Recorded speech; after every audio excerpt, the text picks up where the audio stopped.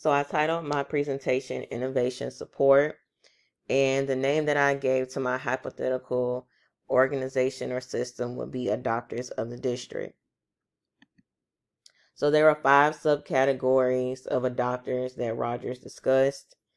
And I highlighted each of those as one color or the other. So the ones highlighted in yellow will be the early adopters. The one highlighted in turquoise or blue will be the late adopters. So the first of the early adopters will be the innovators, and they are willing to experience new ideas.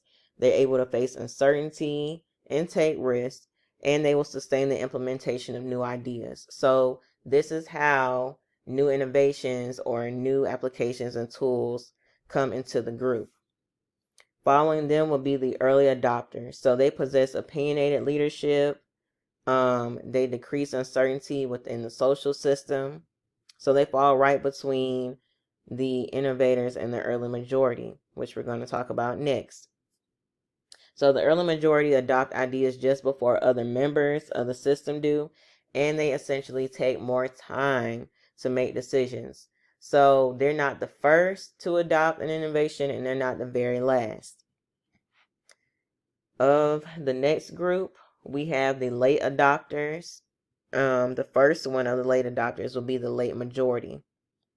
So they won't adopt an idea until most all others in the system have, and all doubt and uncertainty about a particular innovation must be removed before they feel safe adopting the idea. Following them, we have the laggards. So they refer to the past for insight. They are suspicious of ideas, and they are the very last group to adopt an innovation. So I feel as though they're the last group because not only do they, I guess, lack the resources, but they're kind of just hesitant to find out, or they're still holding on to those older methods that are working for them, but they just need more support and more space to vocalize how they would like to go about adopting those innovations. Next, we have the early adopters. So remember that the early adopters consist of innovators, early adopters, as well as the early majority. So I would utilize the innovator and early adopter groups to act as school liaisons regarding any technological and pedagogical strategies within the school community. So those would be the individuals who are sitting at the trainings, who are sitting in those meetings and gaining that information, and they would share it with the early majority group. So the early majority group would be those individuals who are a part of the school's digital learning team, or DLT, at each grade or content level, and they will provide support to the late adopters. So if we move further into the early majorities task, I would have them reassure the late adopters that the importance is not just using the digital tools, but rather how the tools can be used, to create meaningful learning experiences for students, as well as to communicate with other stakeholders. So the scripture that I had chosen will be Matthew 28, verses 18 through 20. So it says, "Then Jesus came to them and said, 'All authority in heaven and on earth has been given to me.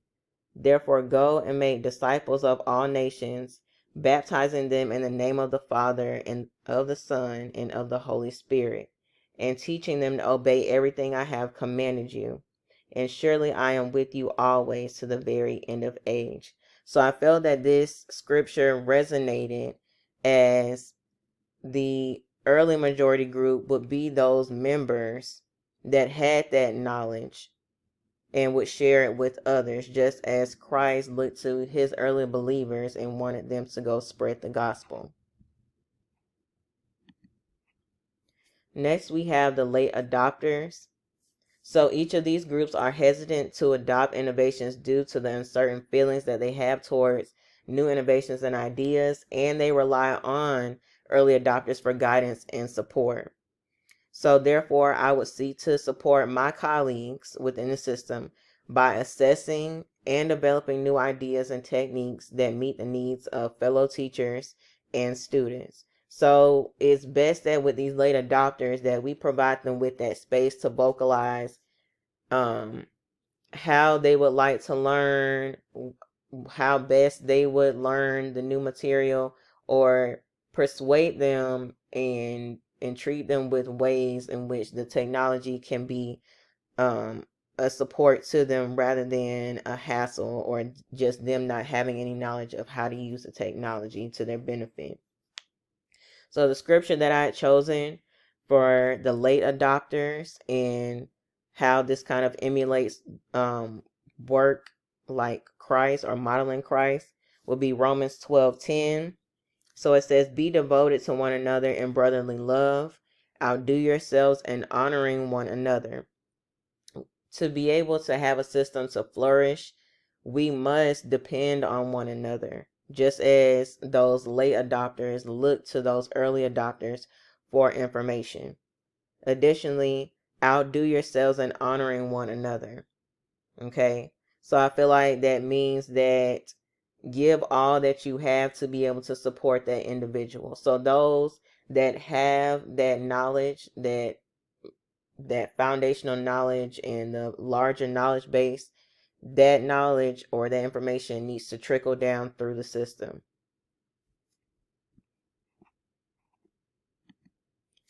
Then lastly, we have a modeling through Christ. So I believe that it's important to lead a system in a way that models Christ so that individuals within the system feel a sense of support and peace.